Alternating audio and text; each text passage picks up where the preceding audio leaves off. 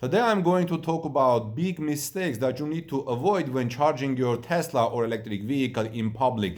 Charging in public can be challenging for new electric vehicle owners. We offer these tips to save time, money, and maybe your well-being. Your EV veterans can feel free to fact-check us and add more tips below. Welcome back, dear friends. This is Armin Harayan from TorqueNews.com. If you are here first time, please subscribe to our channel for daily Tesla and EV news and give us thumbs up, please. We would greatly appreciate.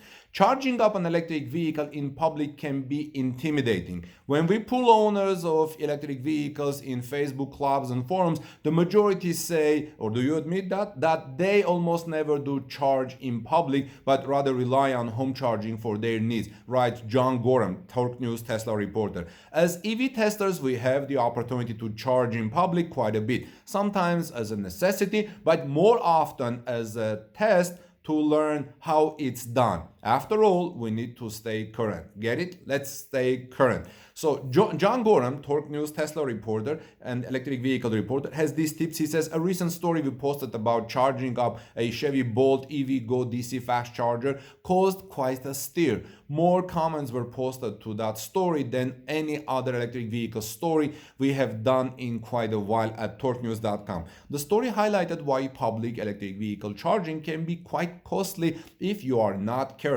Some our lessons have here we learned from that one event, others from other events, and many from listening to experienced battery electric vehicle owners describe what works best when you charge your electric vehicle or Tesla in public. First, never charge your electric vehicle to full in public.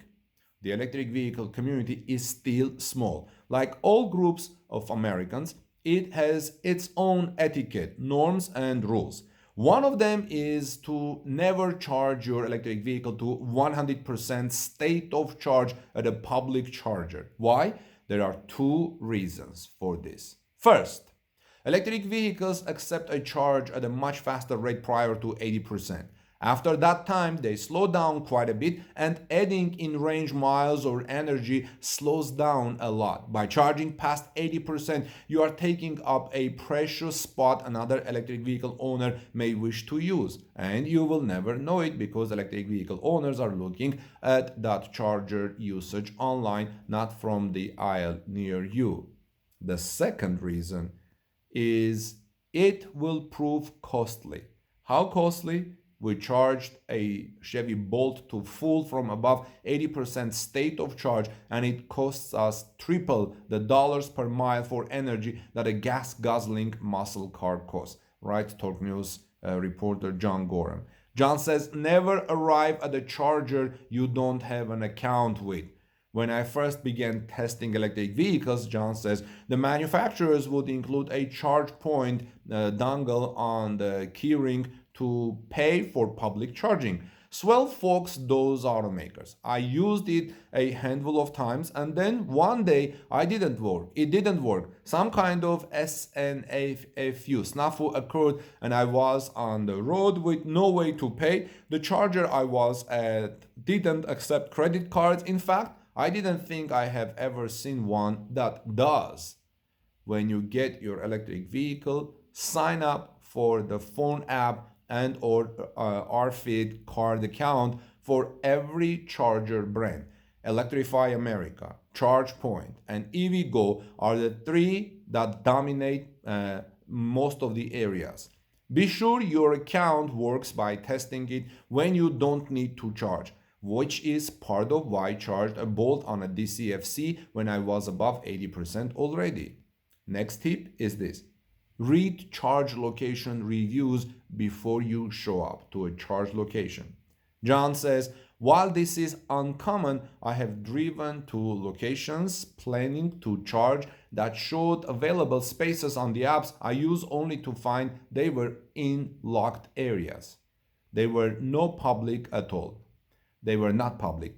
They served a group with key cards to the parking lot, but not general public. John says, I've also noticed that many Google reviews note broken or hard to use chargers. You need to prop up the handle with something is one of reviews I recently read.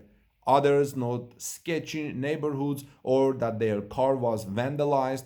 Google reviews are easy and free and they can be sorted by date. It's worth a look to see if that free charger spot you may need is real or just a ghost. In other words, if you go to a gas station, you go to a gas station where there are lots of lights or lots of people, right? So go to safer places. Look at reviews. Next tip, unplug, unmove, or circle back to the new charger past 80%. If you are not charging, get your car out of the spot. The social media clubs are packed with images of electric vehicle owners parked but not charging in EV charger locations.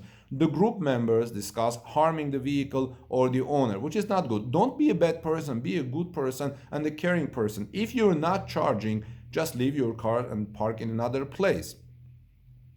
Keep in mind another thing. Tesla chargers are not public. This one may be obvious to some people, but not every new electric vehicle owner that they realize that Tesla superchargers and even Tesla destination chargers are not for you if you have a Leaf, Bolt, or Mustang Mach-E.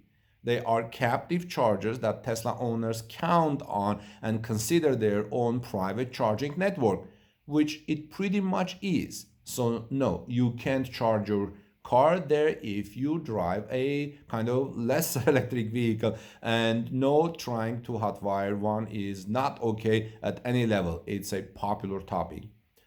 Plug-in electric vehicle owners are hated by some battery electric vehicle owners. This is not good, but this is the reality. If you own a Prius Prime, Volt, RAV Prime, Clarity, Outlander, Nero, Noxic, NX, or one of the other many plug-in hybrid electric vehicles, realize that some battery electric vehicle owners, Tesla, Bolt, Leaf, think you are a poser or worse.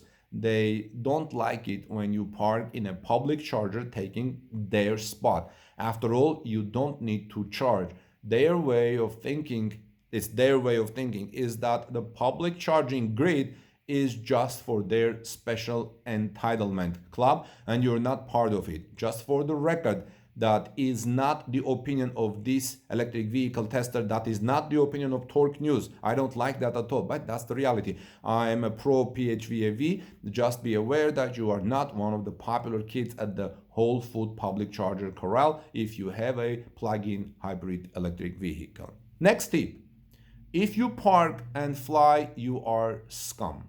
If you drive to the airport, plug in, and then fly someplace better than where you were, shame on you. Don't do this. This applies to level 2 or higher chargers. Let's face it, if we all do that, the one row of chargers at the airport serving literally millions of travelers are basically useless.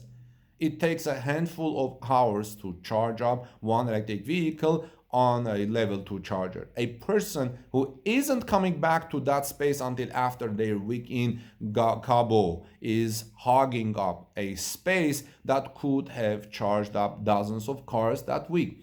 Airports should police this with time on the charger fees, and some do. This applies to hospitals and college campuses too. Electric vehicle charging spots are not parking spots. Keep that in mind. Charge to 80% and move, or charge at a level of 115 volt outlet in public with your mobile charger if that choice is available and you have days to leave the car.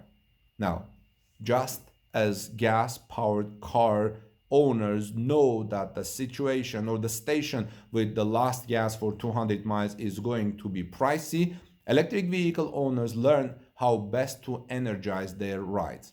The comments section below has unlimited space for many good electric vehicle tips. So please feel free to make some suggestions. We are certain we didn't cover them all. I appreciate John Gorham's coverage of this report. I'm sharing it with you at torquenews.com. This is Armen Harayan from torquenews.com. Friends, please subscribe to our channel. Leave us your tips. Let us know what you think is best when charging in public. Maybe you have had experiences in charging in public, good or bad experiences. Maybe you have learned something about charging in public. So let us know. Maybe we will have very valuable information or data based on your reports, and we can also share that in our next reports giving us, our followers of Torque News YouTube channel, more tips. And also please visit us at torquenews.com for daily electric vehicle Tesla coverage. Like I said, this is Armin Harian from Torque News. Please give us thumbs up, share this report in social media with your friends. I think it will be helpful tips for them. And please subscribe to our channel. And God bless you everyone. Have a great day. And I'll see you soon in our next report.